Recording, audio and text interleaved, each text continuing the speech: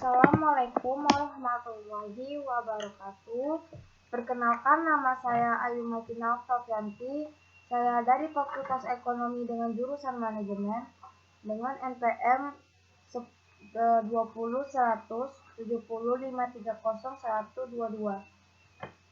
Di sini saya akan membahas tentang apa itu perencanaan bisnis. Perencanaan bisnis. Oke, selanjutnya. Nah, sini saya akan membacakan definisi bisnis. Nah, definisi bisnis berasal dari bahasa Inggris yang dibaca bisnis, mengembangkan kata dasar busi yang berarti sibuk dalam konteks individu, komunitas, ataupun masyarakat. Sedangkan dalam Kamus Lengkap Bahasa Inggris karangan Profesor Drs. Wojowasito dan WJS Purwadarminta, bisnis diterjemahkan menjadi pekerjaan, perusahaan, perdagangan, atau urusan. Jadi, bisnis bisa diartikan menjadi salah suatu kesibukan atau aktivitas dan pekerjaan yang mendatangkan keuntungan atau nilai tambah. Dalam ilmu ekonomi, bisnis merupakan organisasi yang menjual barang atau jasa kepada konsumen atau bisnis lainnya untuk mendapatkan laba. Nah, dalam ekonomi kapitalis, di mana kebanyakan bisnis dimiliki oleh pihak swasta, bisnis dibentuk untuk mendapatkan profit dan meningkatkan kemakmuran para pemiliknya. Pemilik dan operator dari sebuah bisnis mendapatkan imbalan sesuai dengan waktu, usaha, atau kapital yang mereka berikan. Namun tidak semua bisnis mengejar keuntungan seperti ini. Misalnya, bisnis kooperatif yang bertujuan meningkatkan kesejahteraan semua anggotanya atau institusi pemerintah yang bertujuan meningkatkan kesejahteraan rakyat. Model bisnis seperti ini kontras dengan sistem sosialistik di mana bisnis besar kebanyakan dimiliki oleh pemerintah, masyarakat umum, atau serikat pekerjaan. Secara etimologi, bisnis berarti keadaan di mana seseorang atau sekelompok orang sibuk melakukan pekerjaan yang menghasilkan keuntungan. Kata bisnis ini sendiri memiliki 3 penggunaan tergantung kecakupannya. Penggunaan singular kata bisnis dapat merujuk pada badan usaha, yaitu kesatuan yuridis atau bisa disebut hukum, teknis, dan ekonomis yang bertujuan mencari laba atau keuntungan. Penggunaan yang luas dapat merujuk pada sektor pasar tertentu, misalnya bisnis pertelevisian. Penggunaan yang paling luas merujuk pada seluruh aktivitas yang dilakukan oleh komunitas penyediaan barang dan jasa. Meskipun demikian, definisi bisnis yang tepat masih menjadi bahan perdebatan hingga saat ini. Oke.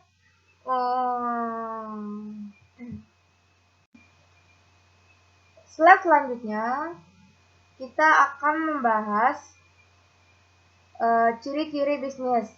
Nah, saya mencoba menyimpulkan bahwa bisnis merupakan kegiatan yang dilakukan baik oleh individu maupun sekelompok orang dalam suatu organisasi untuk menciptakan nilai atau value melalui produksi barang dan jasa untuk memenuhi kebutuhan masyarakat serta memperoleh keuntungan melalui transaksi atau jual beli. Oleh karena itu, dapat dikatakan bahwa bisnis ini mempunyai ciri-ciri sebagai berikut. Yang pertama, merupakan kegiatan individu atau kelompok. Yang kedua, terorganisasi atau adanya manajemen. Yang ketiga, memproduksi barang atau jasa. Yang keempat, menciptakan nilai. Yang kelima, produksi dihasilkan untuk memenuhi kebutuhan masyarakat. Yang keenam, melakukan transaksi atau penukaran. Yang ketujuh, mendapatkan laba atau keuntungan dari kegiatannya. Untuk slide selanjutnya, kita akan membahas tentang perencanaan dan pengembangan bisnis.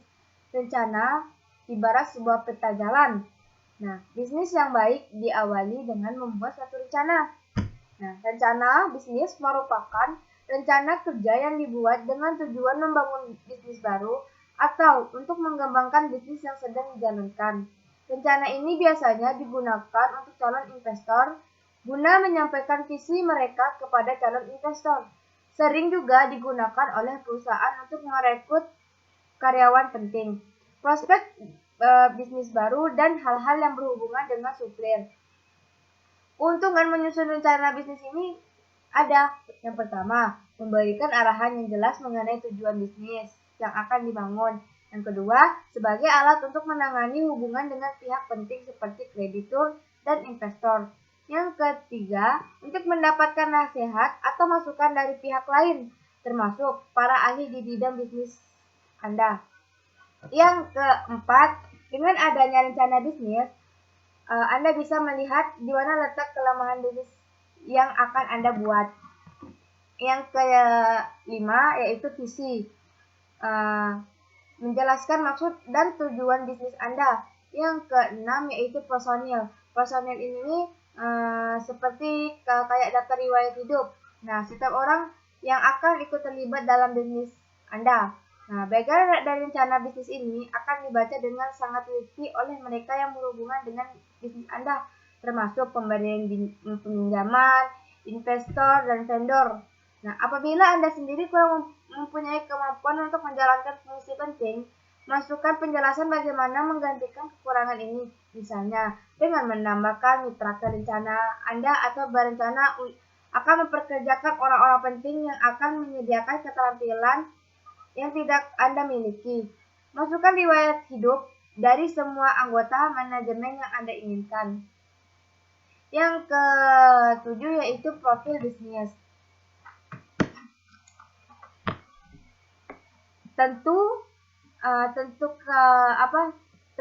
Tentukan atau uraikan bisnis yang diinginkan dan pastikan bagaimana berencana untuk melakukannya. Jelaskan secara rinci bisnis yang akan digeluti, struktur bisnis, produk bisnis, dan jasa yang ditawarkan atau bagaimana rencana untuk mensukseskan bisnis. Cobalah untuk tetap fokus pada pasar tertentu yang ingin dilayani. Yang ke-8 yaitu penilaian ekonomi. Sediakan penilaian tentang gambaran lingkungan ekonomi di mana bisnis Anda akan didirikan. Yang ke-9 yaitu penilaian arus kas. Ya, penilaian arus kas. Nah, mencakup pemikiran pendapatan dan arus kas, neraca, rasio keuangan, serta analisis break even. Untuk poin ini, mungkin Anda diperlukan bantuan tenaga ahli seseorang akuntan atau program software spreadsheet.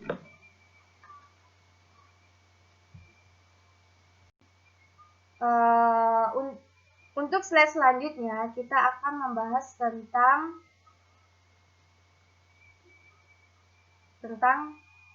kesalahan umum membuat perencanaan bisnis. Nah, kesalahan umum membuat perencanaan bisnis. Yang pertama ada formalitas. Jangan berpikir membuat rencana bisnis adalah hal yang sangat sulit. Untuk membantu menyusun rencana bisnis ini, kita bisa mempelajari dari sumber seperti buku, internet, mengikuti seminar, ikuti komunitas, dan lain-lain. Berangan-angan pada keuntungan yang kedua, berangan-angan pada keuntungan dan melupakan arus kas. Nah, banyak pebisnis yang lebih memikirkan laba ketimbang pemahaman tentang arus kas. Sebelum bisnis dimulai, sudah terbiasa mematok dalam pikiran bahwa bisnis adalah bagaimana supaya jumlah penjualan dikurangi dengan semua biaya yang dikeluarkan bisa bernilai positif. Padahal, dalam satu bisnis, kenyataannya yang terjadi adalah bagaimana Anda bisa membelanjakan uang seefektif mungkin. Yang ketiga yaitu gagasan yang terlalu tinggi. Kita tidak perlu memerlukan ide yang baru yang sangat hebat untuk memulai suatu bisnis. Ide lama juga bisa kita untuk berbuat bisnis loh. Nggak hanya ide-ide baru. Nah, justru ide baru ini jauh lebih sulit diterima investor daripada ide-ide lama. Mereka tidak lekas percaya karena belum adanya belum adanya pemahaman ide tersebut. Kita tidak menjual ide kepada investor. Ingat, rencana bisnis dibuat untuk menyajikan informasi.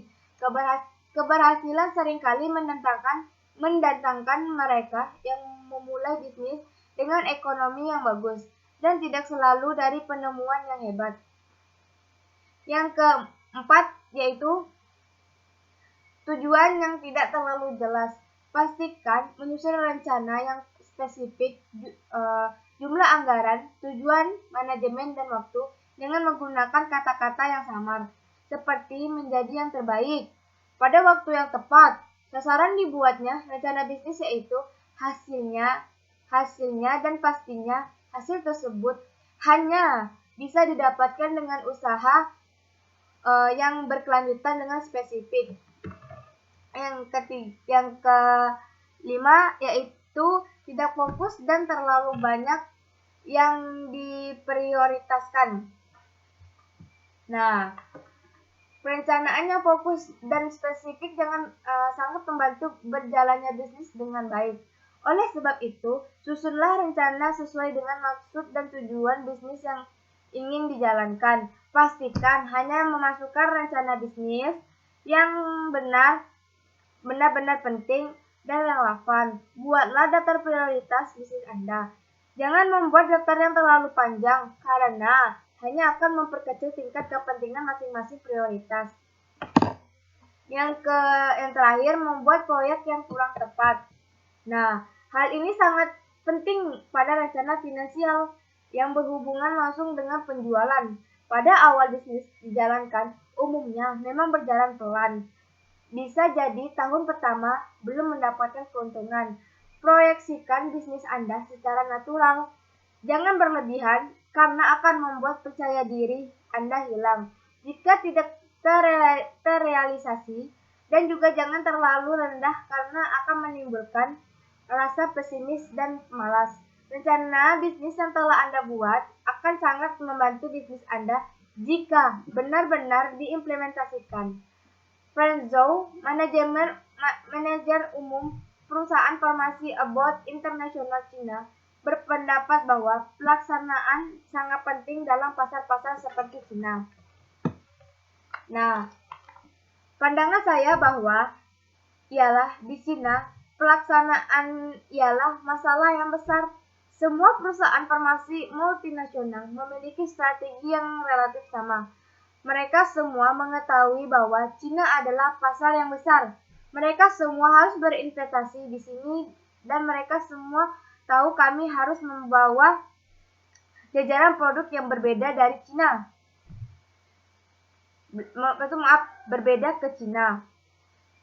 Namun, apa yang membuat sebuah perusahaan berhasil pada akhirnya ditentukan oleh apakah perusahaan itu bagus dalam pelaksanaan rencana atau tidak. Sehubung dengan akses pasar, mempertahankan bakat, membuat standar etika, dan komunikasi dengan kantor pusat Anda. Jika Anda bisa melakukan lebih baik dari pesaing Anda dalam hal-hal tersebut, Anda akan mencapai hasil yang lebih baik. Kami harus lebih fokus pada detail dan mengikuti serta mengerjakannya.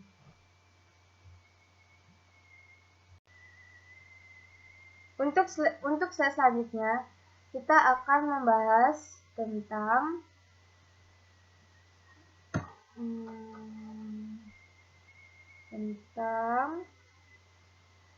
aspek-aspek studi kelayakan bisnis. Nah, saat melakukan studi kelayakan bisnis, ada banyak aspek yang harus diteliti. Pada dasarnya, aspek-aspek tersebut bersifat fleksibel, sehingga bisa ditambah ataupun dikurang sesuai dengan kebutuhan perusahaan. Studi kelayakan bisnis merupakan salah satu hal yang penting dilakukan ketika mendirikan perusahaan. Dengan melakukan studi kelayakan ini, pebisnis dapat terhindar dari banyak kemungkinan buruk yang melanda perusahaan. Tidak hanya itu, studi kelayakan juga meningkatkan peluang perusahaan untuk mempertahankan eksistensi dan kesuksesannya. Jadi, Pebisnis sebaiknya tidak lagi ragu untuk melakukan studi kelayakan bisnis agar perencanaan usaha Anda lebih matang. Meskipun demikian, ada beberapa aspek dasar yang pasti akan diteliti ketika analisis studi kelayakan bisnis ini. Yang pertama, ada aspek atau legalitas. Yang pertama, ada aspek hukum atau legalitas. Aspek hukum atau legalitas ini salah satu aspek yang pasti diteliti ketika studi kelayakan dilakukan, yaitu aspek hukum atau legalitas. Hal ini menyangkut pada semua hal yang berhubungan dengan legalitas atau ketentuan hukum dalam mendirikan perusahaan.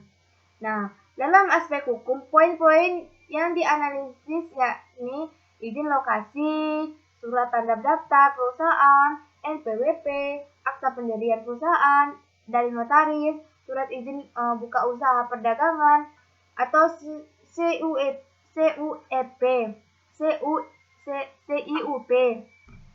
dan lain-lain. Yang kedua ada aspek di mana aspek ekonomi dan budaya. Aspek ekonomi dan budaya ini aspek ekonomi dan budaya ini kelayakan menganalisis dampak yang diakibatkan oleh perusahaan pada kondisi sekitar. Dari dua sisi budaya, studi kelayakan akan menganalisis bagaimana perusahaan mempengaruhi adat istiadat di daerah sekitar. Sedangkan dari sisi ekonomi, analisis yang dilakukan yakni bagaimana perusahaan berdampak pada tingkat pendapatan per kapita di wilayah tempat perusahaan didirikan. Yang ketiga, ada aspek pasar dan pemasaran. Pasar dan pemasaran merupakan aspek dasar yang diteliti dalam studi kelayakan. Analisis yang dilakukan pada aspek ini akan menjawab pertanyaan apakah produk yang dihasilkan oleh perusahaan tersebut memiliki peluang besar. Untuk menjawab pertanyaan tersebut, ada beberapa hal yang harus diperhatikan yakni potensi pasar, jumlah konsumen, daya beli masyarakat, segmentasi, situasi persaingan di industri tersebut, dan lain-lain. Yang keempat, ada aspek manajemen. Studi kelayakan juga turut menyertakan aspek manajemen sebagai aspek dasar yang dianalisis. Aspek ini berkaitan erat dengan operasional perusahaan, baik itu pembangunan maupun pengembangan. Dari semua aspek yang dianalisis, aspek manajemen memiliki cangkupan yang sangat luas. Hal ini dikarenakan semua hal yang berhubungan dengan operasional perusahaan ikut ke dalam kategori aspek manajemen, mulai dari manajemen sumber daya hingga finansial perusahaan. Yang ketiga, ada aspek keuangan. Bagi sebagian bisnis modal adalah hal utama yang harus dimiliki sebelum membangun sebuah bisnis. Maka dari itu, aspek keuangan menjadi hal yang menentukan bisnis Anda berjalan lancar atau tidak ke depannya. Proses penganggaran adalah hal yang harus dilakukan jika Anda ingin melakukan perencanaan bisnis yang matang. Untuk memudahkan proses penganggaran atau perencanaan keuangan usaha secara menyeluruh, Anda bisa mencoba menggunakan software akuntansi yang memiliki fitur yang sesuai dengan proses bisnis yang direncanakan. Salah satunya software akuntansi yang bisa menjadi solusi kemudahan mengatur anggaran dan perencanaan keuangan perusahaan Anda, Accurate Online. Accurate Online adalah software akuntansi berbasis online yang memiliki fitur terlengkap dalam memudahkan proses perencanaan keuangan usaha Anda. Salah satu fitur yang dapat membantu Anda dalam melakukan perencanaan finansial perusahaan adalah fitur anggaran. Fitur ini berfungsi untuk membuat perencanaan dalam membentuk angka atas akun kelompok L atau R, atau bisa disebut pendapatan dan beban. Nah, untuk periode tertentu di masa yang akan datang, Anda bisa mencoba fitur ini dengan menggunakan Accurate Online secara gratis selama 30 hari melalui tautan yang bisa kalian lihat di internet.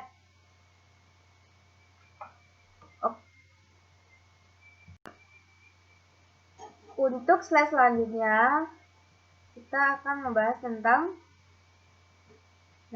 tujuan melakukan studi kelayakan bisnis. Nah, seperti yang telah kita ketahui, studi kelayakan bisnis memiliki peran yang vital dalam menentukan keberhasilan sebuah bisnis. Namun, apakah sebenarnya tujuan dari kegiatan ini? Nah, pada dasarnya, tujuan utama seorang pembisnis melakukan studi kelayakan adalah untuk mengukur apakah sebuah bisnis berpeluang memiliki kelanjutan atau akan berhenti pada titik waktu tertentu. Berhenti pada dalam merintis sebuah bisnis, setiap pebisnis pasti ingin usahanya sukses dan berhasil. Namun, tanpa melakukan studi ini, seorang pengusaha layaknya menerobos medan yang tidak diketahui tanpa petunjuk apapun. Hal ini ditentukan sangat merugikan bagi pembisnis karena bisa mengakibatkan bisnis yang didirikan gagal. Sebaliknya, dengan melakukan studi ini, pebisnis bisa mengetahui terlebih dahulu apakah bisnis yang didirikan ke depannya dapat berlanjut atau tidak, sehingga membantu pebisnis mengambil sebuah keputusan. Untuk slide selanjutnya, kita akan membahas tentang aspek pemasaran. Yang pertama ada segmentasi pasar. Segmentasi pasar ini adalah pembagian segmen suatu pasar berdasarkan pembeli. Pada umumnya, demografi, tingkat penghasilan, psikografi, dan kelas sosial menjadi dasar dalam melakukan segmentasi. Dengan melakukan segmentasi pasar, seseorang dapat meraih laba maksimum dan strategi pemasaran akan berjalan dengan lancar. Yang kedua, ada yang dinamakan analisis pasar dan peramalan pemerintahan. Analisis pasar merupakan hal yang cukup penting. Analisis ini akan membuat aktivitas pemasaran semakin tepat sasaran. Selain itu, Anda juga dapat lebih memahami seperti apa situasi, jenis produk, keadaan, dan bentuk promosi yang akan Anda berikan kepada konsumen. Yang ketiga ada analisa pesaing. Analisa pesaing adalah salah satu hal yang cukup signifikan. Analisis ini menjadi penentu posisi produk kita dalam suatu pasar. Pesaing adalah perusahaan yang memproduksi atau memasarkan barang yang serupa atau tak jauh berbeda dengan produk kita. Kenali pesaing potensial dan pesaing umum Anda. Buatlah strategi pemasaran berdasarkan kekuatan serta kelemahan mereka. Dengan melakukan hal ini, Anda juga bisa melakukan identifikasi terhadap peluang dan ancaman terhadap bisnis Anda. Yang ketiga yaitu promosi. Promosi juga merupakan aspek marketing yang penting loh. Promosi ini yaitu upaya dari penjualan untuk menawarkan suatu produk kepada pembeli agar melakukan pembelian. Dalam melakukan promosi, Anda juga dapat memberikan informasi secara lengkap mengenai produk Anda, serta menggunakan kata-kata dan aksi persuasif. Anda dapat melakukan iklan, personal selling, ataupun cara-cara promosi lainnya. Banyak kok promosi-promosi yang kita beri contohnya seperti di internet, di brosur, di mana-mana kan banyak tuh kayak promosi-promosi tentang pembisnis perusahaan. Kalian bisa lihat contoh-contohnya di internet, bisa juga, dan kalian juga bisa ketemu di koran-koran juga ada tuh promosi-promosi gitu tuh. Jadi kalian bisa melihat contoh-contohnya. Di era digital saat ini, jangan lupa untuk memaksimalkan bahkan mengutamakan promosi secara online atau melalui media internet. Udah dibilang tadi. Promosi juga bisa dilihat melalui internet. Promosi juga bisa dilakukan dengan media internet juga seperti Facebook, Twitter, Google, dan lain-lain. Langkah awal untuk memaksimalkan promosi secara online yaitu dengan memiliki website sebagai sarananya. Jadi kalau kalian ingin mempromosikan suatu barang, kalian harus memiliki website dulu. Kalau kalian ingin mempromosikan dengan internet ya, jadi kalian harus mempunyai website dulu. Karena apa? Website ini berguna jikalau kalian mempromosikan di website, kalian punya websitenya, jadi kan terus kalian mempromosikan, jadi orang-orang yang mengerti dan sering dia buka internet, jadi dia bisa melihat bahwa Anda sedang mempromosikan produk yang akan Anda jualkan, seperti itu. Nah, informasi maupun katalog dari produk atau jasa yang akan Anda pasarkan, itu maksudnya. Nah, guna menghasilkan website yang baik dan profesional, jangan ragu untuk menggunakan jasa pembuat website yang telah terbukti rekam jejak dan pengalamannya. Jadi kalau misalnya kalian nggak bisa bikin website, kalian juga bisa membeli atau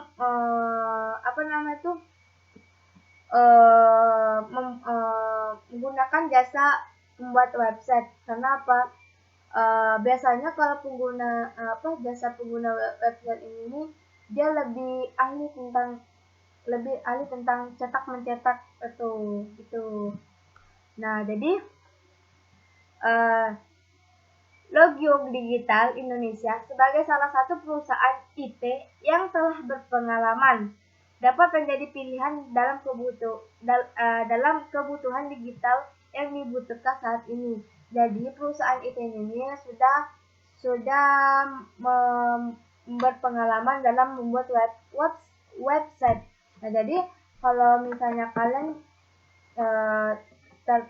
bingung gimana sih buat website, jadi kalian bisa mencari jasa untuk membuat website ya teman-teman. Jadi biar kalian nggak tahu cara buat website, jadi kalian nggak perlu lagi kalian buat website, kalian tinggal membeli jasa, kalian membeli websitenya, kalian tinggal memakai dan mempromosikan barang dan yang kalian ingin pasarkan, seperti itu. Nah, untuk slide selanjutnya yaitu ada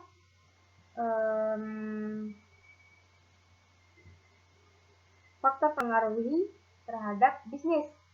Nah, di sini dalam melaksanakan bisnis ada beberapa yang perlu diperhatikan agar bisnis kalian sukses. Nah, Anda perlu memperhatikan bagaimana keadaan internal dari bisnis yang Anda jalankan. Di sisi lain, Anda juga perlu atau justru membantu Anda dalam perusahaan Anda menjadi sukses. Nah, di sini saya akan menjelaskan yaitu faktor-faktornya. Yang pertama ada faktor ekonomi. Nah, faktor ekonomi dari negara atau tempat kita melakukan bisnis menjadi faktor yang sangat penting. Sementara, untuk bisnis atau usaha sekelas internasional, Anda harus memperhatikan kondisi dan keadaan dari ekonomi global.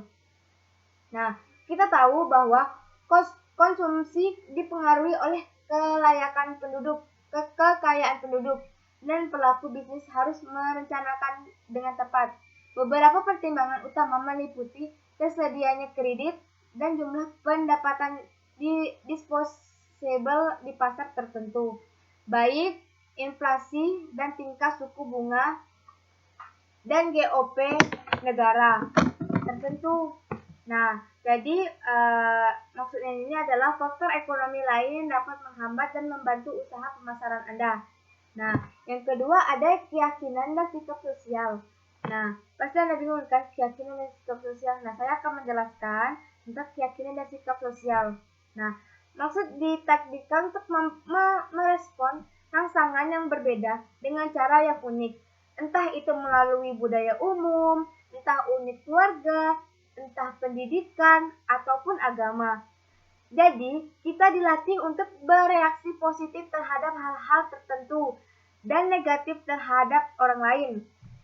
Nah, masyarakat memberlakukan kepercayaan, sikap dan gaya hidup dengan diadopsi oleh lingkungan sekitar. Nah, sikap ini sering berubah karena seseorang berusaha untuk mengakomodasi lingkungan sekitarnya. Nah, sikap ini sering berubah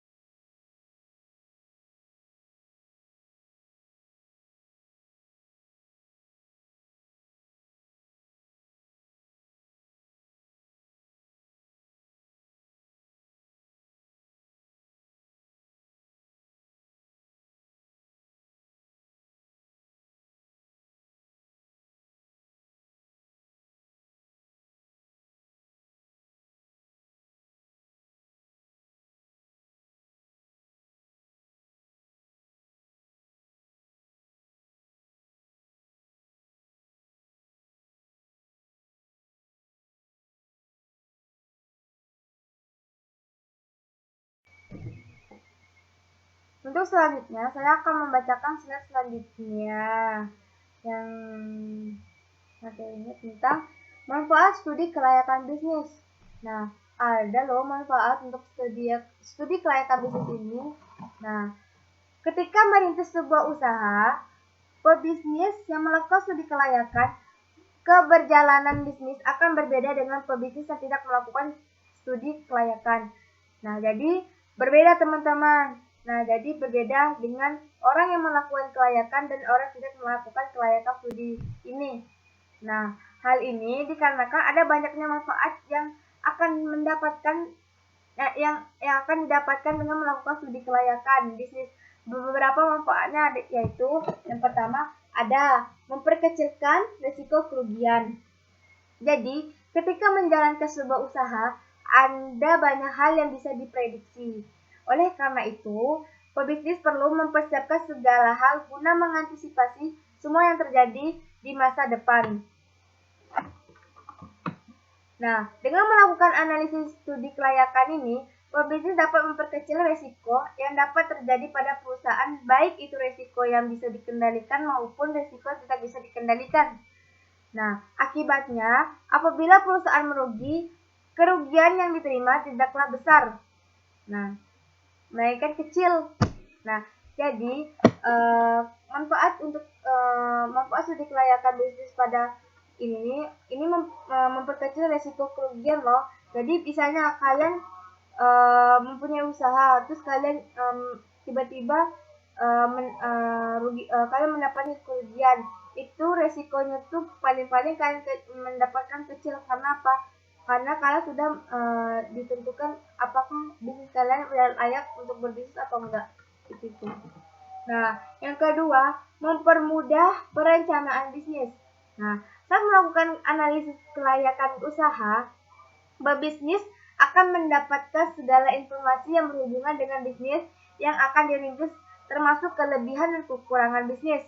Nah, dari hasil analisis tersebut, pebisnis dapat lebih mudah melakukan perencanaan ke depannya. Tidak hanya itu, berkat analisis kelayakan yang dilakukan, pebisnis bisa merancang kegiatan yang bisa memberikan keuntungan bagi perusahaan. Nah, jadi mempermudah perencanaan bisnis. Jadi manfaatnya banyak. Jadi kita mendapatkan informasi dari berbagai pebisnis. Jadi kita misalnya informasi misalnya di bisnis yang lain ada misalnya ayam madu, misalnya itu masakan baru gitu kan, masakan yang lagi baru ngetren. Nah, jadi kita bisa teride-ide makanan yang akan kita bisniskan dari informasi-informasi yang sudah kita dapatkan, karena kita sudah mendapatkan kelayakan studi kelayakan bisnis ini. Nah, begitu. Nah, yang ketiga yaitu melancarkan pelaksanaan bisnis. Nah, melalui analisis kelayakan bisnis, program-program yang sebelumnya direncanakan dapat dieksekusi dengan lebih mudah dan akurat. Dari hasil analisis, nantinya pebisnis dapat menilai dan mengevaluasi mana saja program dan kebijakan yang memberikan keuntungan dan kerugian bagi perusahaan. Dampaknya, perusahaan bisa menjadi lebih mudah dan realisasi, dan semua program juga akan menghasilkan keuntungan. Nah, yang keempat ada mempermudah melakukan pengawasan. Nah, ada banyak aspek yang menganalisis ketika studi kelayakan dilakukan. Laporan hasil analisis dari berbagai aspek tersebut dapat digunakan oleh pebisnis untuk melakukan pengawasan. Nah, selain pengawasan dari internal, sebuah perusahaan juga mendapatkan pengawasan dari eksternal. Melalui hasil analisis studi kelayakan, pihak berwenang akan lebih mudah melakukan pengawasan dengan berpedoman pada laporan analisis tersebut. Yang kelima ada mempermudah pengendalian. Dalam menjalankan sebuah bisnis, tidak dapat dipungkiri jika pebisnis terkadang menemukan masalah dan penyimpangan. Agar masalah tersebut tidak menjadi semakin besar, pebisnis harus dapat mengendalikan masalah tersebut dengan cepat dan tepat. Hal tersebut dapat terwujud dapat terwujud apabila sebelumnya pebisnis melakukan studi kelayakan. Informasi dan laporan hasil dari analisis tersebut bisa digunakan sebagai dasar menentukan aspek mana menjadi masalah. Kemudian pebisnis pun bisa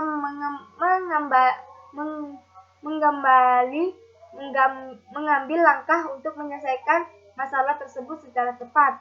Nah, seperti itu.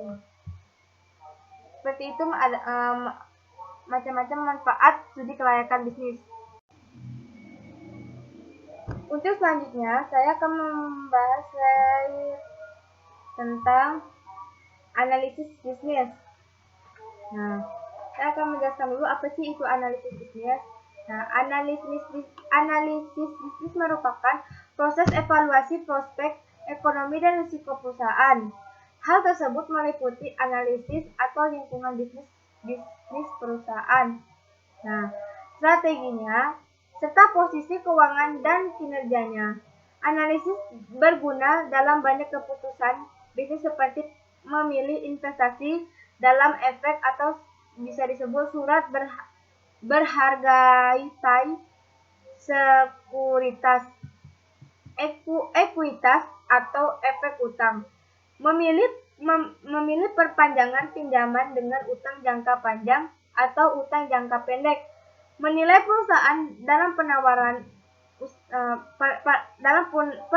saham, dana dan mengevaluasi struktur yang meliputi merger, akuisisi, dan divestasi.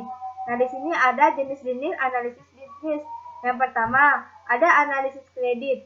Nah, analisis kredit ini merupakan evaluasi kelayakan perusahaan untuk mendapatkan suatu kredit. Nah, kelayakan kredit adalah kemampuan perusahaan memenuhi kewajiban kreditnya. Analisis kredit berfokus kepada analisis kuiditas maupun solvabilitas. Itu saya jelaskan jenis pertama, yaitu jenis analisis kredit. Nah, di sini ada juga analisis ekuitas.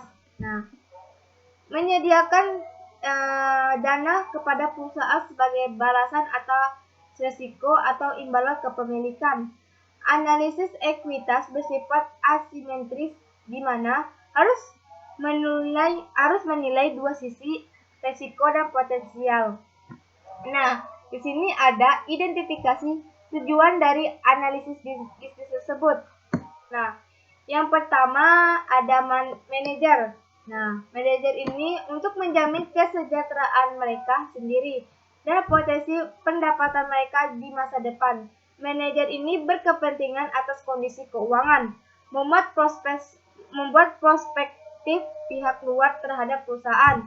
Nah, analisis laporan keuangan memberikan petunjuk kepada manajer perubahan strategis dalam kegiatan operasional, investasi, dan pendanaan perusahaan. Nah, yang kedua ada merger, akuisisi, dan investasi. Analisis bisnis dilakukan tiap kali perusahaan merestrukturasi operasinya melalui merger, akuisisi, investasi, maupun spin-off. Investasi perlu mengidentifikasi target potensial dan menentukan nilainya. Nah, yang ketiga ada manajemen keuangan. Nah, manajer harus mengevaluasi dampak keputusan dan keuangan dan kebijakan dividen terhadap nilai perusahaan. Analisis bisnis membantu manajer untuk menilai dampak keputusan keuangan terhadap profitabilitas di masa mendatang maupun resikonya. Yang keempat adalah audit eksternal.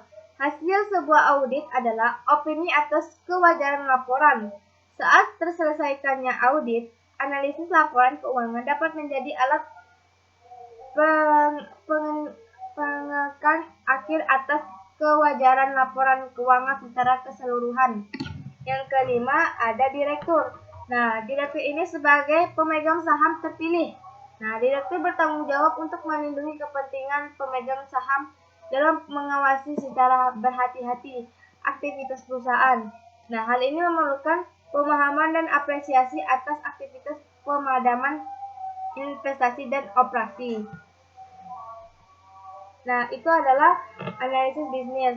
Nah, saya juga sudah menjelaskan tentang jenis-jenis bisnis. Jenis-jenis itu ada dua, yaitu analisis kredit dan analisis ekuitas. Nah, di sini juga ada identifikasi tujuan dari analisis bisnis. Yang pertama ada manajer, yang kedua ada merger, akuisisi, dan investasi. Yang ketiga ada manajemen keuangan. Yang keempat ada audit eksternal, dan yang terakhir adalah direktur. Nah, ini saya udah menjelaskan tentang analisis bisnis.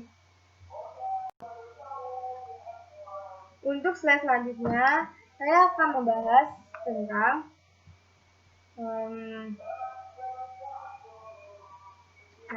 resiko dalam usaha. Nah, memulai suatu bisnis membutuhkan keberanian, tekad, dan manajemen serta strategi bisnis yang baik. Namun, jika Anda telah melakukan semua itu, bukan berarti jaminan bahwa Anda akan terhindar dari risiko usaha. Nah, dalam perkembangan dan perjalanan usaha, Anda pasti menghadapi kendala dan kesulitan, baik dari kecil maupun kendala yang besar. Kendala tersebut biasa kita kenal sebagai risiko usaha. Nah, selain mendapatkan keuntungan dalam berbisnis, memiliki usaha berarti siap untuk menerima juga risiko usaha. Bahkan, bagi suatu usaha yang telah sukses sekalipun, bukan tidak mungkin menghadapi kendala yang dinamakan risiko usaha.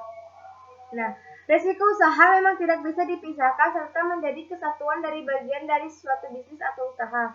Ketika memiliki suatu usaha, kerap kali risiko yang muncul tidak hanya disebabkan oleh faktor individu ataupun karyawan, namun bisa juga terjadi karena faktor manajemen, strategi, dan sistem perusahaan yang kurang baik. Berbicara mengenai risiko usaha, ada beberapa tokoh terkenal yang memiliki kuite yang dapat memberikan kita pemahaman yang lebih luas mengenai risiko usaha. Contohnya ada kuite, "Life is inherently risky. There is only one big risk you should avoid at all costs, and that is the risk of doing nothing." Dennis Whitefield.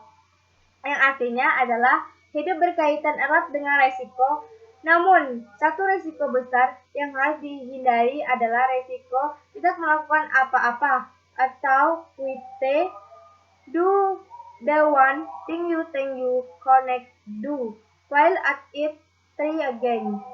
Do better the second time. The only people who never travel are those who never mourn the hate."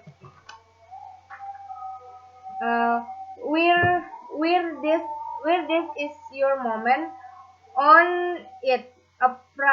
Oprah Winfrey. Yang artinya adalah Anda harus melakukan hal yang Anda pikir tidak dapat untuk melakukan. Namun ketika Anda gagal, kita mencobanya lagi, maka Anda harus terus untuk mencobanya lagi. Anda harus melakukan yang lebih baik daripada percobaan yang pertama. Satu-satunya yang tidak pernah jatuh adalah mereka yang mengalami peningkatan pada saat menghadapi risiko. Memanfaatkanlah kesempatan ini pada Anda. Sebelumnya, membahas lebih jauh, mari kita pahami terlebih dahulu pengertian dari risiko usaha. Nah, risiko usaha adalah suatu bahaya atau akibat yang kemungkinan dapat terjadi pada keadaan sebuah usaha yang sedang berlangsung maupun situasi usaha yang akan sedang datang.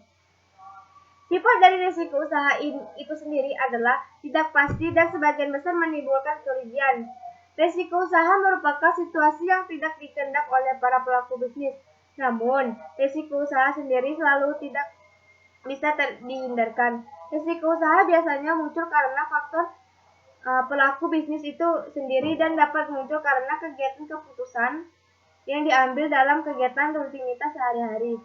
Risiko dapat bersifat pasti maupun tidak pasti, tergantung dari usaha yang dijalankan dan bagaimana cara menjalankan usaha tersebut. Selain memahami pengertian risiko usaha, ketika membahas mengenai risiko usaha, berarti ada kategori risiko yang harus diketahui. Selain itu, Ada tips dan contoh usaha yang minim resiko. Semua hal tersebut akan dibahas dengan menyeluruh dalam artikel resiko usaha ini. Nah, definisi resiko usaha.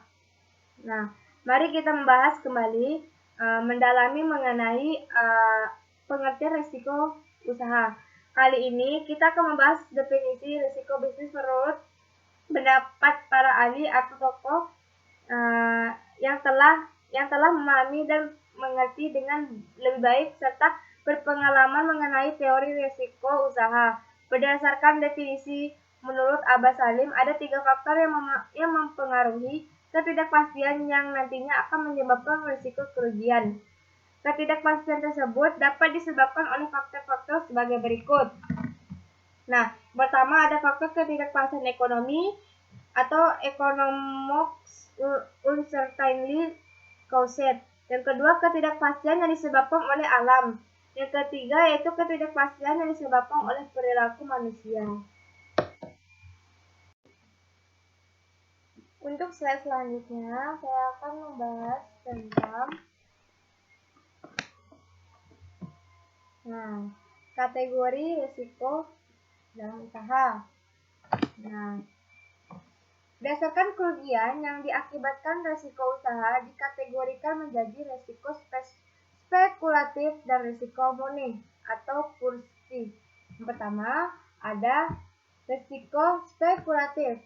Nah, risiko spekulatif adalah risiko yang memiliki kemungkinan terjadinya dua peluang terjadinya kerugian dan peluang terjadinya keuntungan.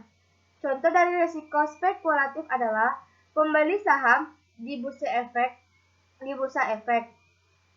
Pembelian saham di bursa efek memiliki risiko spekulatif karena akan ada dua peluang kemungkinan yang terjadi. Peluang pertama adalah peluang keuntungan yang akan didapat oleh pemegang saham dikarenakan telah mendapatkan pembagian keuntungan dari perusahaan yang menerbitkan saham tersebut atau dividend. Dan peluang kedua yaitu peluang kerugian. Peluang kerugian yang akan didapatkan oleh pemegang saham dikarenakan perusahaan yang menerbitkan saham yang Anda beli telah mengalami kerugian besar sehingga perusahaan tersebut mengalami kebangkrutan. Yang kedua, ada risiko murni. Risiko murni merupakan risiko yang bila mana terjadi pasti akan memberikan kerugian. Namun, apabila risiko ini terjadi, juga tidak akan menimbulkan kerugian ataupun suatu keuntungan. Ada dua macam akibat yang muncul dari terjadinya risiko ini. Terjadi kebangkrutan yang disebabkan oleh kerugian atau terjadinya break even. Macam-macam contoh dari risiko murni adalah seperti pencurian, bencana alam, kebakaran, atau kecelakaan. Contoh lain dari risiko murni adalah terjadinya suatu risiko murni pada sebuah rumah makan yang diakibatkan dari kebakaran rumah makan tersebut. Dapat dipastikan mengalami banyak kerugian dikarenakan seluruh asetnya telah habis terbakar. Hanya akan mengalami banyak kerugian. Hanya akan ada dua macam akibat yang terjadi dari kebakaran tersebut. Akibat yang pertama adalah tutupnya rumah makan tersebut karena seluruh asetnya telah habis dihangus bakar, atau ditutupnya sementara karena rumah makan tersebut dikarenakan pembangunan ulang dari rumah makan tersebut. Nah, berdasarkan kontrolnya, risiko usaha dapat dikategorikan menjadi berikut. Yang pertama, risiko yang dapat dikendalikan. Suatu perusahaan mengeluarkan sebuah produk baru untuk siap dipasarkan. Setelah berbulan-bulan produk tersebut berada di pasaran atau perusahaan tak kunjung memperoleh keuntungan atau pengembalian atas modal dari produk tersebut. Sudah dapat dibayangkan risiko yang muncul dari kejadian tersebut pasti adalah sebuah kerugian cukup besar. Tetapi risiko dari kejadian tersebut masih dapat diatasi dan dikendalikan sebagai kerugian yang didapat oleh perusahaan semakin membengkak.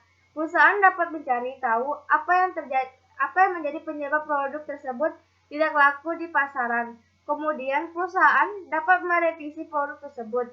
Atau jika kemungkinan untuk merevisi tidak dapat dilakukan, Kemungkinan selanjutnya yang dapat dilakukan adalah berhenti untuk memasarkan produk tersebut dan menggantikan produk tersebut dengan produk yang baru.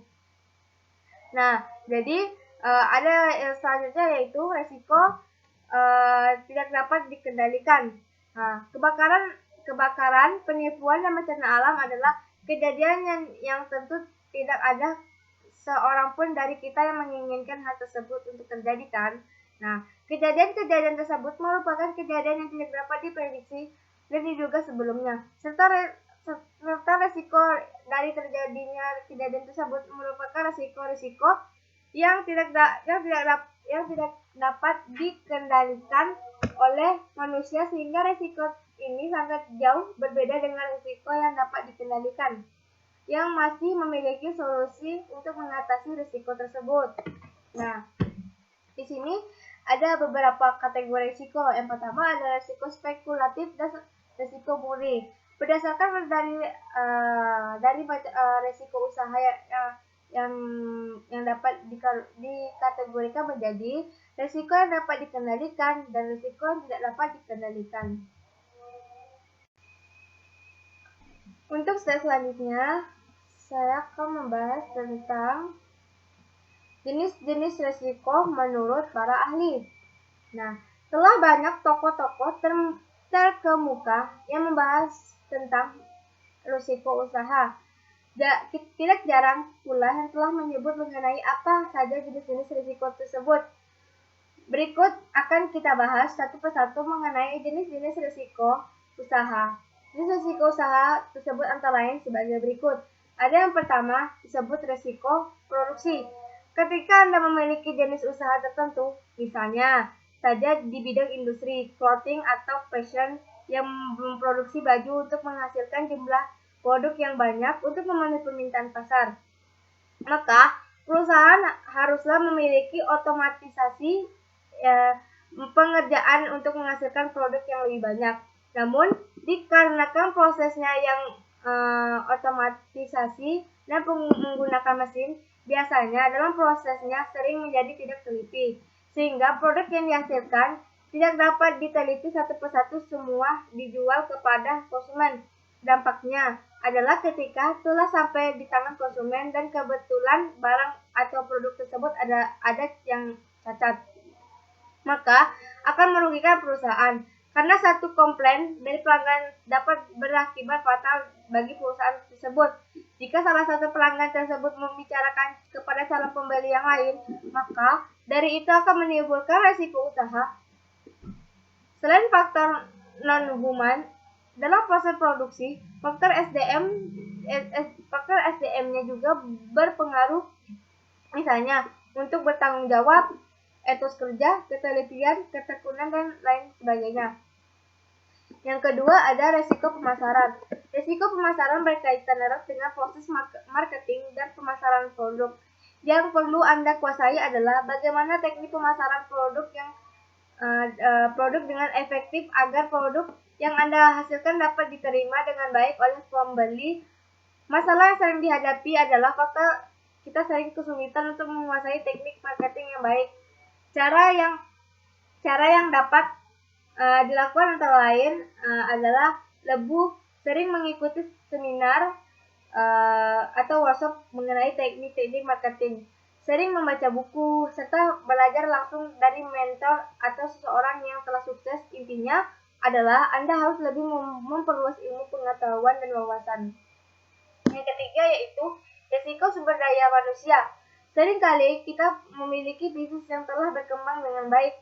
Anda memerlukan bantuan untuk menjalankan usaha tersebut. Hal yang selalu dilakukan adalah merekrut karyawan atau pegawai. Namun seringkali masalah yang kerap terjadi adalah masalah yang sumber daya manusia itu sendiri. Misalnya sifat pekerjaan yang kurang baik sehingga menimbulkan dampak negatif bagi perusahaan, yaitu misalnya sifat dan sikap seperti malas bekerja, kurang bertanggung jawab, tidak jujur, dan lain sebagainya. Pada intinya, hal-hal tersebut akan merugikan perusahaan. Hal yang dapat dilakukan adalah lebih cermat dan teliti dalam menerima karyawan. Anda dapat menerapkan misalnya beberapa tes seperti tes psikologi, wawancara, dan persyaratan lainnya yang dilakukan terlebih dahulu sebelum menerima karyawan tersebut untuk bekerja di perusahaan Anda. Nah, yang keempat adalah resiko finansial. Nah, memiliki usaha dan bisnis seperti siap dengan resiko ketidakpastian income atau pendapatan usaha. Tidak selamanya perusahaan akan memiliki keuntungan dalam jumlah besar. Perlu diketahui bahwa risiko kerugian juga amatlah besar. Yang perlu Anda lakukan adalah mempersiapkan diri dengan lebih baik bila kendala tersebut muncul. Kemudian, Anda harus menyiapkan langkah menyelesaikan agar Anda tidak terus mengalami kerugian yang signifikan dan yang akan berakibat buruk bagi perusahaan.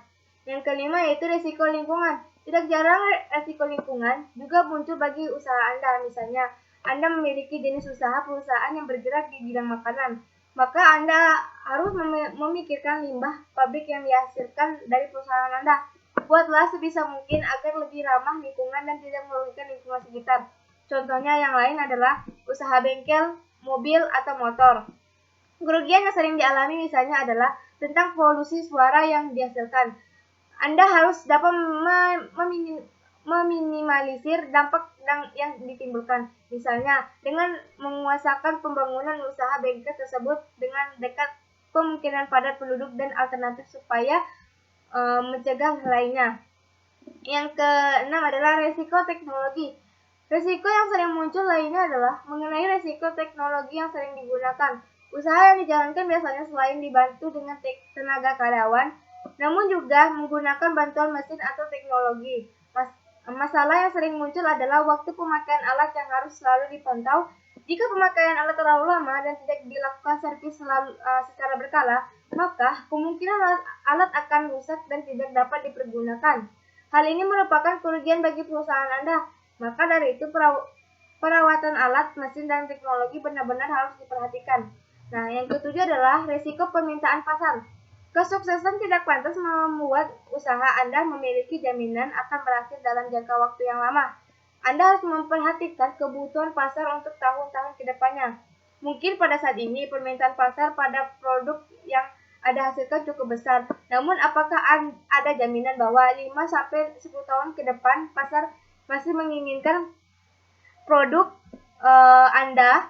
Maka dari itu, Anda harus selalu memikirkan inovasi-inovasi produk yang dapat dilakukan dan melihat peluang yang harus Anda mempertimbangkan untuk jenis usaha berikutnya. Yang ke-8 yaitu resiko perbaikan. Jika Anda ingin melakukan perubahan atau perbaikan bagi bisnis Anda, maka sebaiknya lebih berhati-hati. Anda harus melihat banyak faktor-faktor seperti kebutuhan pasar, inovasi produk apakah yang Anda dilakukan, dan lain sebagainya. Karena bukan tidak mungkin perbaikan yang ingin Anda lakukan bisa berakibat buruk dan negatif bagi perusahaan Anda. Nah, dengan perbaikan yang ingin Anda lakukan bisa berakibat buruk dan negatif bagi perusahaan Anda. Dengan kata lain, perbaikan tersebut tidak ada kurang sesuai dengan harapan Anda. Maka dari itu, Anda harus memastikan terlebih dahulu jenis dan prospek kedepannya atas perbaikan yang ingin Anda lakukan, baik terkait sumber daya alam, teknologi, market pasar, dan lain-lain sebagainya. Yang ke-9 yaitu resiko kerjasama. Memiliki partner dalam bisnis tidak selalu bermanfaat bagi usaha Anda. Anda harus memiliki partner bisnis Anda secara tepat dan hati-hati. Mulailah dengan tidak langsung mempercayai orang yang tidak kenal, kemudian Anda jadikan mitra bisnis Anda. Anda harus mengenal terlebih dahulu orang tersebut dengan lebih baik. Hal ini diperlukan agar kemudian hari Anda terhindar dari risiko penipuan dan partner yang kurang baik sehingga berdampak merugikan perusahaan Anda. Yang ke-10 yaitu resiko peraturan pemerintah. Sebagai warga negara yang baik, sudah seharusnya kita menaati peraturan dan hukum yang berlaku. Terkait dengan usaha yang dijalankan, kita harus mempertimbangkan usaha kita tersebut aman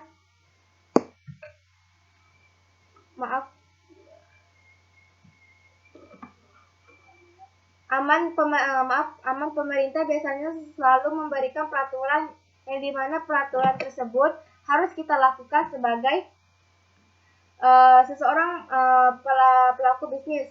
Nah, pastikan jenis usaha yang Anda jalankan tidak melanggar peraturan pemerintah sehingga Anda akan mendapatkan jaminan usaha yang baik. Yang ke-11 yaitu risiko pengembangan aset. Ketika telah mencapai kesuksesan awal, pastilah terdapat keinginan untuk skill up. Namun, Anda harus berhati-hati untuk mempertimbangkan jenis pengembangan apa yang akan Anda dan perusahaan Anda lakukan. Terutama Anda harus berhati-hati jika ingin mengembangkan aset Anda. Usahakan untuk melihat, memperkirakan, serta menghitung kembali risiko apa saja yang kemungkinan akan muncul, sehingga jika Anda telah mengetahui hal tersebut dari awal, Anda dapat menyiapkan langkah yang tepat untuk mengatasinya. Nah, inilah jenis-jenis risiko usaha menurut para ahli. Untuk slide selanjutnya, saya akan membahas tentang aspek finansial.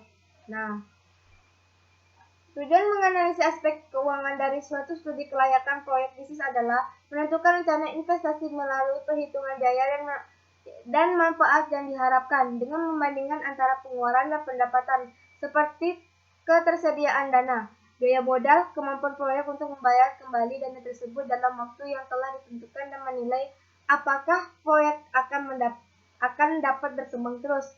Nah, ini ada pertama ada kebutuhan dana dan sumbernya. Nah, dana diklasifikasi atas dasar aktiva tetap terwujud seperti tanah, bangunan, pabrik, dan mesin-mesin, serta aktiva tetap tidak terwujud seperti paten, lisensi, biaya-biaya pendahuluan, dan biaya-biaya seperti operasi. Nah, ada beberapa sumber dana yang penting, antara lain yaitu modal pemilikan usaha yang disetorkan, yang kedua saham yang diperoleh dari penerbitan saham di pasar modal, yang ketiga adalah obligasi yang diterbitkan oleh perusahaan dan diterbitkan oleh pasar modal. Nah, yang keempat adalah kredit yang diterima dari bank. Yang kelima, sewa guna atau leasing dari lembaga non-bank. Nah, yang selanjutnya adalah aliran kas atau cash flow. Nah, penerimaan dan pengeluaran kas ada yang bersifat rutin dan ada pula yang bersifat insidental, atau sumber-sumber penerimaan kas dapat berasal dari yang pertama, hasil penjualan investasi jangka panjang, aktiva tepat, atau adanya penurunan aktiva tidak lancar yang diimbangi dengan penerimaan kas. Yang kedua, adanya emisi saham maupun penambahan modal oleh pemilik dalam bentuk kas. Yang ketiga adalah pengeluaran surat tanda bukti utang serta bertambahnya utang yang diimbangi dengan penerimaan kas. Yang keempat adalah berkurangnya aktiva lancar selain kas yang diimbangi dengan adanya penerimaan kas. Misalnya berkurangnya persediaan barang, perdagangan karena adanya penjualan serta tunai. Yang kelima adanya penerimaan kas karena sewa dan bunga atau dividend. Yang selanjutnya yaitu biaya modal atau cost of capital. Nah, yang pertama ada biaya utang. Nah, biaya utang untuk biaya utang untuk jangka panjang maupun jangka pendek dapat dihitung misalnya dengan menggunakan konsep present value. Nah, yang kedua yaitu biaya modal sendiri. Nah, biaya modal sendiri ini dibagi menjadi 3. Yang pertama, biaya saham preference. Saham preference memberikan penghasilan berupa dividen yang tetap kepada pemiliknya yang diambilkan dari laba bersih setelah pajak. Yang kedua ada biaya saham biasa, merupakan suatu tingkat keuntungan minimal yang harus diperoleh suatu investasi yang dibelanjakan oleh saham tersebut. Saham biasa. Nah, yang terakhir yaitu biaya laba ditahan. Pada prinsipnya sama dengan biaya dari saham biasa. Bedanya yaitu untuk biaya saham biasa memiliki flotation cost, yaitu biaya yang dikeluarkan untuk melaksanakan proses saham. Sedangkan menggunakan dana dari laba yang ditahan tidak memerlukan biaya. Nah, yang selanjutnya adalah initial dan operasional atau cash flow. Yang selanjutnya adalah analisis kepekaan atau sensitive analysis. Nah, pada saat kita menganalisis perkiraan arus kas di masa datang, kita berhadapan dengan ketidakpastian. Akibatnya, hasil perhitungan dapat menyimpang jauh dari kenyataan. Ketidakpastian itu dapat menyebabkan kurangnya kemampuan suatu proyek dalam bisnis. Nah, berproses untuk menghasilkan laba bagi perusahaan. Nah, yang adalah penilaian dan pemilihan investasi. Yang pertama ada metode penilaian investasi. Pertama ada metode payback period atau PP. Suatu periode yang diperlukan untuk menutup kembali pengeluaran investasi atau initial cash investment dengan menggunakan aliran kas. Ada juga dengan metode internal rate of return atau IRR. Metode ini digunakan untuk mencari tingkat bunga yang menyamakan nilai sekarang dari arus kas yang diharapkan dari masa datang atau menerima kas yang mengeluarkan investasi awal. Yang selanjutnya adalah metode net present flow atau NPF, yaitu selisih antara present flow dari investasi dengan nilai sekarang dari penerimaan kas bersih atau aliran kas operasional maupun aliran kas terminal di masa yang akan datang. Selanjutnya adalah metode profitability atau profitability index atau PI. Pemakaian metode PI ini caranya adalah dengan menghitung melalui perbandingan antara nilai sekarang, bisa disebut present flow, dari rencana penerimaan kas bersih di masa yang akan datang dengan nilai sekarang, present flow dari investasi yang telah dilakukan. Yang kedua yaitu pilihan leasing atau beli. Apabila dijumpai suatu kondisi untuk menjawab apakah untuk mengadakan sesuatu, misalnya mesin memproduksikan dilakukan melalui leasing atau beli. Bagaimana menentukannya? Dari kepentingan penyewa atau leasing, biaya untuk leasing dapat dihitung dengan net advantage of leasing atau NAL. Nah, yang ketiga itu urutan prioritas.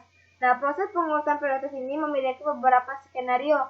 5 diantaranya sebagai berikut. Yang pertama, ada skenario mutually eksklusif atau saling meniadakan. Nah, yang kedua ada skenario kontingensi atau saling terkait. Yang ketiga, skenario independence atau saling bebas.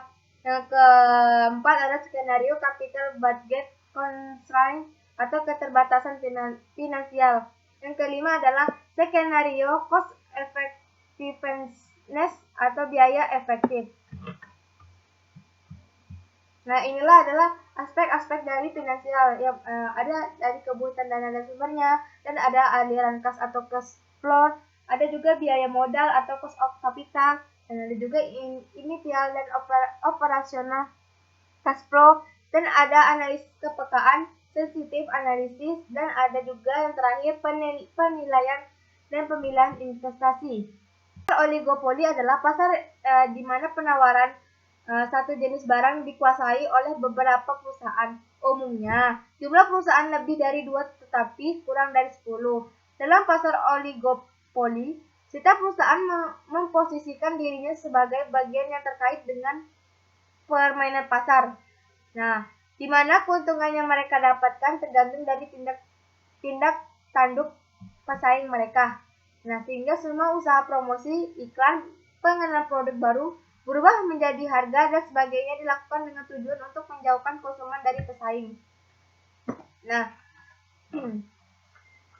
mereka praktek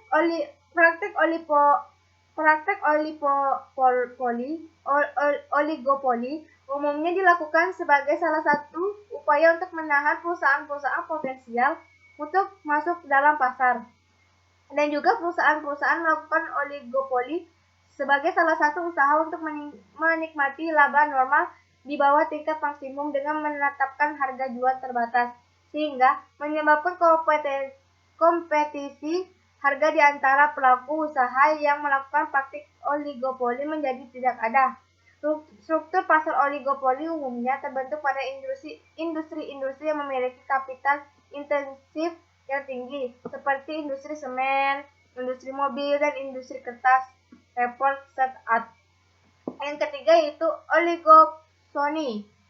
Nah, yang tadi kan oligopolis, ini oligopsony. Nah, oligopsony adalah keadaan di mana dua atau lebih pelaku usaha menguasai penerimaan pasokan atau menjadi pembeli tunggal atas barang dan jasa dalam satu pasar komoditas. Nah, yang terakhir yaitu pasar monopoli. Nah, pasar monopoli dari bahasa Yunani adalah monos, yaitu penjualan. Adalah suatu bentuk pasar di mana hanya terdapat satu penjualan yang menguasai pasar.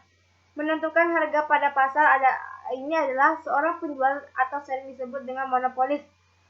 Sebagai penentu harga atau price maker, seorang monopolis dapat menaikkan atau mengurangi harga dengan cara menentukan jumlah barang yang akan diproduksi. Semakin sedikit barang yang diproduksi, semakin mahal barang yang tersebut. Begitu pula sebaliknya, walaupun demikian, penjual juga memiliki suatu keterbatasan dalam menetapkan harga. Apabila penetapan harga terlalu mahal, maka orang akan menundukkan pembelian atau perusahaan mencari atau membuat barang tersebut substitusi. Nah, inilah penjelasan dari saya, itu penjelasan perencanaan bisnis. Nah,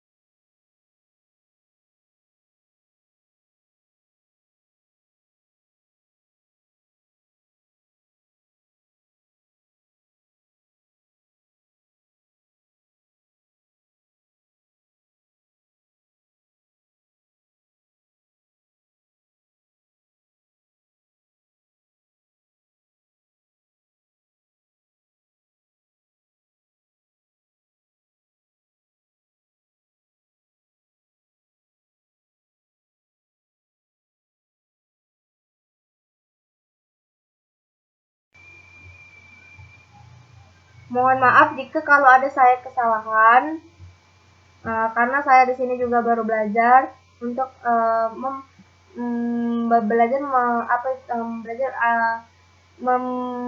memberikan materi tentang perencanaan bisnis. Di sini saya awali dengan kata-kata maaf.